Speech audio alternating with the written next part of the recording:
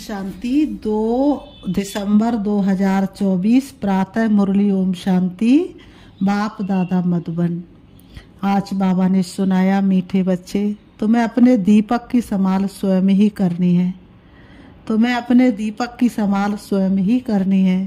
तूफानों से बचने के लिए ज्ञान योग का घृत जरूर चाहिए।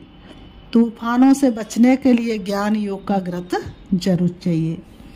आज की मुरली से बाबा ने प्रश्न किया है, कौन सा पुरुषार्थ गुप्त बाप से गुप्त वर्षा दिला देता है? कौन सा पुरुषार्थ गुप्त बाप से गुप्त वर्षा दिला देता है? उत्तर में बाबा ने बताया, अंतर्मुख अर्थात चुप रहकर बाप को याद करो तो गुप्त वर्षा मिल जाएगा। याद में रहते शरीर छूटे तो बहुत अच्छा, इसमें कोई तकलीफ नहीं। याद के साथ साथ ज्ञान योग की सर्विस भी करनी है। अगर नहीं कर सकते तो कर्मणा सेवा करो। बाबा ने कहा, ज्ञान योग की सर्विस नहीं कर सकते तो कर्मणा सेवा करो। बहुतों को सुख देंगे तो आशीर्वाद मिलेगी। चलन और बोल चाल भी बहुत सात्विक चाहिए। चलन और बोल चाल भी बहुत सात्विक चाहिए। आज की मुरली से गीत है, निर्बल से लड़ाई बलवान की, ये कहानी है समा की और तूफान की। निर्बल से लड़ाई बलवान की, ये कहानी है समा की और तूफान की। ओम शांति।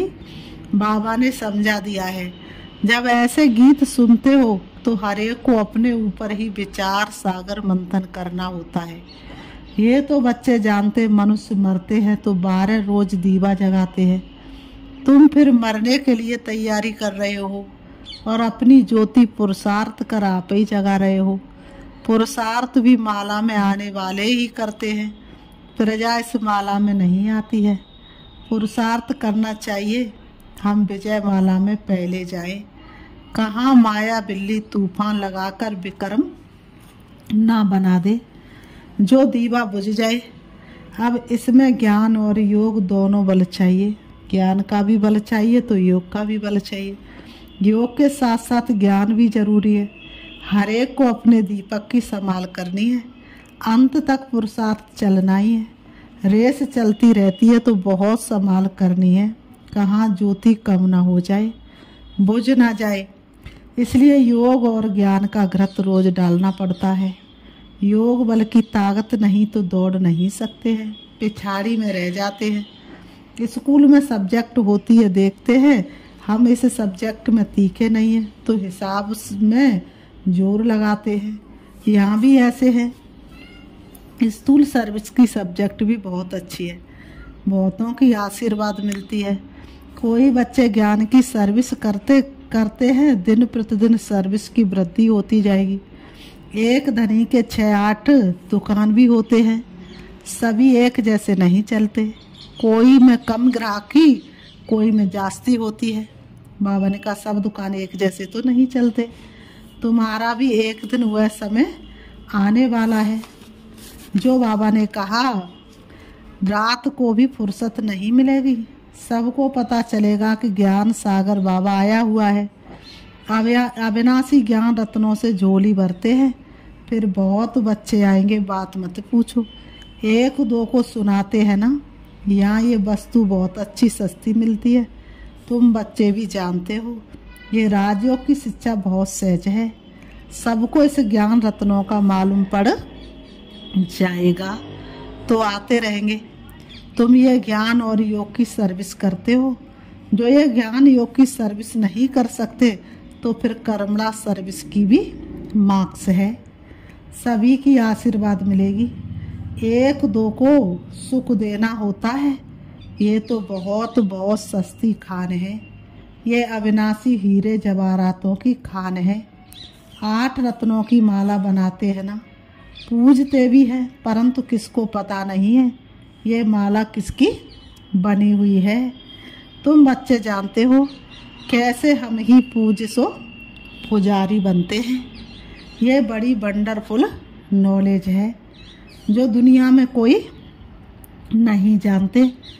अभी तुम लक्की स्टार्स बच्चों को ही निश्चय है कि हम स्वर्ग के मालिक थे, अभी नरक के मालिक बन पड़े हैं। कहाँ हम स्वर्ग के मालिक थे और अभी क्या बन पड़े? नरक के मालिक। स्वर्ग के मालिक होंगे तो पुनर्जन्म भी वहाँ ही लेंगे, अभी फिर हम स्वर्ग के मालिक बन रहे हैं। तुम ब्राह्मणों को ही इस संगम युग का पता है। बाबा कहते हैं तुम ब्राह्मणों को इस संगम युग का पता है। दूसरी ओर सारी दुनिया है कलयुग में। बाबा कहते युग तो अलग अलग है ना, सतयुग में होंगे तो पुनर्जन्म सतयुग में लेंगे, अभी तुम संगम युग पर हो। तुम्हारे से कोई शरीर छोड़ेंगे तो संस्कार अनुसार फिर यहाँ ही आकर जन्म लेंगे। बाबा ने कहा अभी थोड़ी नहीं सतयुग में पहुँच सकते, अभी सतयुग तो आया नहीं, तो कहाँ जन्म लेना पड़ेगा?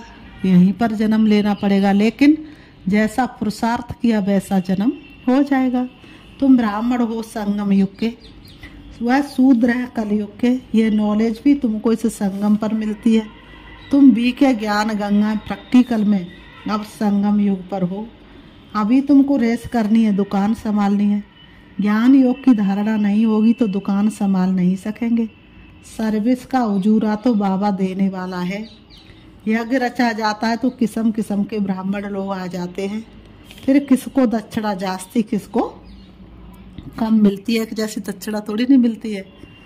अब ये परम पिता परमात्मा ने रुद्र ज्ञान यज्ञ रचा है। हम है ब्राह्मण, हमारा धंधा ही है मनुष्य को देवता बनाना। ऐसा यज्ञ और कोई होता नहीं। जो कोई कहे कि हम इस यज्ञ में, जो कोई कहे हम इस यज्ञ से मनुष्य से देवता बन रहे हैं। अब इसको रुद्र ज्ञान यज्ञ अथवा पाठशाला भी कहा जाता है। ज्ञान और योग से हरेक बच्चा देवी देवता पद पा सकता है। बाबा राय भी देते हैं तुम परम धाम से बाबा के साथ आए हो। तुम कहेंगे हम परम धाम निवासी हैं। इस समय बाबा की मत से हम स्वर्ग की स्थापना कर रहे हैं। जो स्थापना करेंगे वही जरूर मालिक बनेंगे। तुम जानते हो इस दुनिया में हम मोस्ट लकी एस्ट ज्ञान सूर्य, ज्ञान चंद्रमा और ज्ञान सितारे हैं। बनाने वाला है ज्ञान सागर। वह सूर्य चांद सितारे तो स्थूल में है ना, उनके साथ हमारी भेंट है। तो हम भी फिर ज्ञान सूर्य, ज्ञान चंद्रमा, ज्ञान सितारे होंगे। हमको ऐसा बनाने वाला है ज्ञान का सागर। बाबा कहते नाम तो पड़ेगा ना, ज्ञान सूर्य अथवा ज्ञान सागर के हम बच्चे हैं। वह तो यहाँ के रहवासी नहीं है। बाबा कहते मैं आता हूँ तुमको आप समान बनाता हूँ। ज्ञान सूर्य, ज्ञान सितारे तुमको यहाँ बनना है। तुम जानते बरोबर हम भविष्य में फिर यहाँ ही स्वर्ग के मालिक बनेंगे। सारा मदार पुरुषार्थ पर है। हम माया पर जीत पाने के बारियस हैं। वो लोग फिर मन को वश करने के लिए कितने हटादी करते हैं। तुम तो हटयोग आदि कर ना सको। बाबा कहते तुमको कोई तकलीफ आदि नहीं करनी है, सिर्फ कहता हूँ तुमको मेरे पास आना है, इसलिए मुझे याद करो। मैं तुम बच्चों को लेने आया हूँ। ऐसे और कोई मनुष्य कह ना सके। भला अपने को ईश्वर कहे परंतु अपने को गाइड कह ना सके। बाबा कहते मैं मुख्य पंडा कालों का काल हूँ। एक सत्यवान सावित्री की कहानी है ना, उनका जिस्मानी लब होने के कारण दुखी होती थी। तुम तो खुश होते हो, मैं तुम्हारी आत्मा को ले जाऊंगा, तुम कभी दुखी नहीं होंगे। जानते हो हमारा बाबा आया है स्वीट होम में ले जाने के लिए, जिसको मुक्ति धाम निर्वाण धाम कहा जाता है। कहते मैं सभी कालों का काल हूँ। वह तो एक आत्मा को ले जाते हैं, मैं तो कितना बड़ा काल हूँ। 5000 वर्ष पहले भी मैं गाइड बन सभी को ले गया था।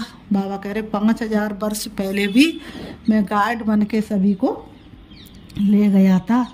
साजन सजनियों को वापस ले जाते हैं तो उनको याद करना पड़े, तो ऐसे साजन को याद करना पड़े।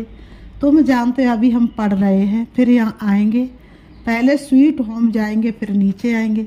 तुम बच्चे स्वर्ग के सितारे ठहरे, धरती के चांद सितारे, सारा जग है तुमको पुकारे।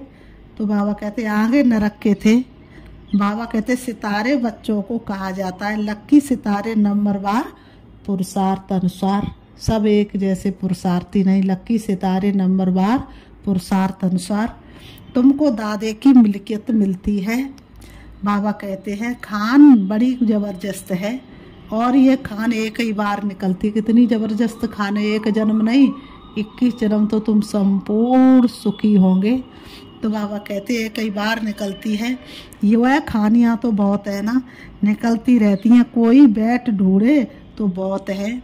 ये तो एक ही बार एक ही खान मिलती है। अविनाशी ज्ञान रत्नों की ये किताब तो बहुत है। बाबा ने कहा वो किताबें तो बहुत हैं, परंतु उनको रत्न नहीं कहेंगे। ये रत्न है, एक एक बरसंस लाखों रुपए का है तो ये रत्न ठहरे। बाबा को ज्ञान का सागर कहा जाता है, इसलिए सूरज या चांद किससे तुलना करे तुम्हारी। तो बाबा की तुलना सूरज चांद सितारों से कर नहीं सकते, बाबा तो सागर है। बाबा ने कहा अविनाशी ज्ञान रत्नों का। तो बाबा कहते अविनाशी ज्ञान रत्नों की निराकारी खान है। इन रत्नों से हम झोलियां भरते रहते हैं। तुम बच्चों को खुशी होनी चाहिए। हर एक को फकुर भी होता है, दुकान पर धंधा जास्ती होता है तो नामाचार भी होता है। यहाँ प्रजा भी बना रहे हो तो बारिश भी बना रहे हो। यहाँ से रत्नों की झोली भरकर फिर जाए दान देना है। परम पिता परमात्मा ही ज्ञान का सागर है, जो ज्ञान रत्नों से झोली भरते हैं। बाकी वह समुद्र नहीं जो दिखाते हैं, रत्नों की थाली भरकर देवताओं को देते हैं। उस सागर से रत्न नहीं मिलते, यह ज्ञान रत्नों की बात है। ड्रामानुसार फिर तुमको रत्नों की खानियाँ भी मिलती हैं। वहाँ ढेर हीरे जवाहरात होंगे, जिससे फिर भक्ति मार्ग में मंदिर आदि बनाएंगे। अर्थ के आदि होने से सब अंदर चले जाते हैं। वहाँ महल आदि तो बहुत बनते हैं, एक नहीं। यहाँ भी राजाओं की कंपटीशन होती है बहुत। तुम बच्चे जानते हो बहू कल्प पहले जैसा मकान बनाया था वैसा फिर बनाएंगे। वहाँ तो बहुत सहज मकान आदि बनते होंगे। साइंस बहुत काम देती है, परंतु वहाँ साइंस अक्षर नहीं होगा। साइंस को हिंदी में विज्ञान कहते। सतयुग में साइंस अक्षर होगा नहीं। बाबा ने कहा आजकल तो विज्ञान भवन भी नाम रख दिया है। विज्ञान अक्षर ज्ञान के साथ भी लगता है। ज्ञान और योग को विज्ञान कहेंगे। ज्ञान से रत्न मिलते हैं, योग से हम एवर हेल्दी बनते हैं। ये ज्ञान और योग की नॉलेज है, जिससे फिर वैकुंठ के बड़े बड़े भवन बनेंगे। जिसके द्वारा वैकुंठ के क्या बनेंगे, बड़े बड़े भवन बनेंगे। हम अभी इस सारी नॉलेज को जानते हैं। तुम जानते हो हम भारत को स्वर्ग बना रहे हैं। तुम्हारा इस देश से कोई ममत्व नहीं। हम आत्मा इस शरीर को छोड़ स्वर्ग में जाकर नया शरीर लेंगे। वहाँ भी समझते एक पुराना शरीर छोड़ जाए नया लेंगे। वहाँ कोई दुख व शोक नहीं होता है। यहाँ की तरह कोई दुख और शोक नहीं होता है। नया शरीर ले तो अच्छा ही है। हमको बाबा ऐसा बना रहे हैं जैसे कल्प पहले भी बने थे। हम मनुष्य से देवता बन रहे हैं। बरोबर कल्प पहले भी अनेक धर्म थे। गीता में कोई ये नहीं है। गाया जाता है आदि सनातन देवी देवता धर्म की स्थापना किसके द्वारा, ब्रह्मा के द्वारा। अनेक धर्मों का विनाश कैसे होता सो तुम समझा सकते हो। अब स्थापना हो रही है। बाबा आए ही तब थे जब देवी देवता धर्म क्या हो गया था, प्राय लोप हो गया था। फिर परंपरा कैसे चला होगा, ये बहुत सहज की बात है। विनाश किसका हुआ, अनेक धर्मों का। तो अभी अनेक धर्म है ना, इस समय अंतः सारा ज्ञान बुद्धि में रहना चाहिए। ऐसे तो नहीं सेवा ही समझाते। क्या ये बाबा कुछ नहीं बतलाते हैं? इनका भी पाठ है। श्रीमत ब्रह्मा की ही भी गाई हुई है। श्री कृष्ण के लिए तो श्रीमत कहते नहीं, वहाँ तो सब श्री है। उन्हों को मत की दरकार ही नहीं है। सतयुग त्रेता में सभी क्या है, श्री है। वहाँ तो किसी की मत की दरकार नहीं। यहाँ ब्रह्मा की भी मत मिलती है। वहाँ तो यथा राजा रानी तथा प्रजा सभी की श्रेष्ठ मत है। जरूर किसने दी होगी, देवताएं हैं श्रीमत वाले। श्रीमत से ही स्वर्ग बनता है। आसुरी मत से नरक बना है, श्रीमत है शिव की, ये सब बातें सहज समझने की हैं। शिव बाबा की ये सब दुकान है। बाबा कहते ये किसकी दुकान है? शिव बाबा की दुकान है। हम बच्चे चलाने वाले हैं। जो अच्छा दुकान चलाते हैं उनका नाम होता है, वो बहू जैसे दुकानदारी में होता है। परंतु ये व्यापार कोई बिरला करे। व्यापार तो सभी को करना है। छोटे बच्चे भी ज्ञान और योग का व्यापार कर सकते हैं। शांतिधाम और सुखधाम बस बुद्धि में उनको याद करना है। वो लोग राम राम कहते हैं, यहाँ चुप होकर याद करना है, बोलना कुछ भी नहीं। शिवपुरी विष्णुपुरी बहुत सहज बात है। स्वीट होम स्वीट राजधानी याद है, वह देते स्थूल मंत्र, ये है सूक्ष्म मंत्र, अति सूक्ष्म याद है। सिर्फ इस याद करने से हम स्वर्ग के मालिक बन जाते हैं। मैंने कहा इस महामंत्र को याद करने से ही हम स्वर्ग के मालिक बन जाते हैं। जपना कुछ भी नहीं है, सिर्फ याद करना है। आवाज कुछ नहीं करना पड़ता है।